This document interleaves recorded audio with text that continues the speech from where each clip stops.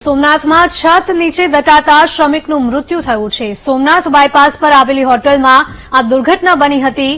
પ્લાસ્ટરનું કામ કરી રહેલા શ્રમિક પર છતનો ભાગ તૂટી પડ્યો હતો।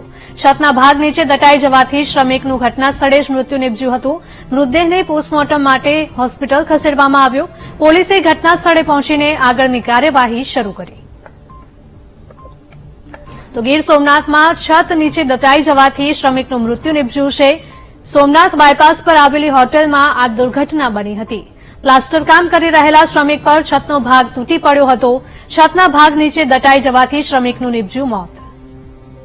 સંવાદદાતા રોહિત જોડાયા છે। રોહિત, જણાવશો કે જે હોટેલ છે તેનું સમારકામ કરવામાં આવતું હતું અને છતનો ભાગ તૂટી પડતા શ્રમિકનું મૃત્યુ થયું છે। સવાલ એ થઈ રહ્યો છે કે આ જે બાંધકામ હતું હોટેલનું તે કેટલા સમય જૂનું હતું?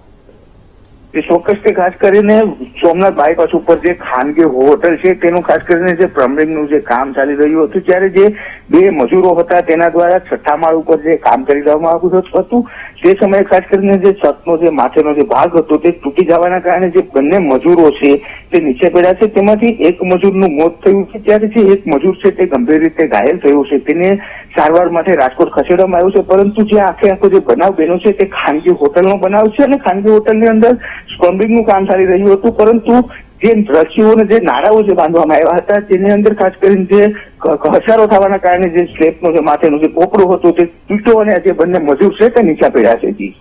જી બિલકુલ રોહિત, આભાર।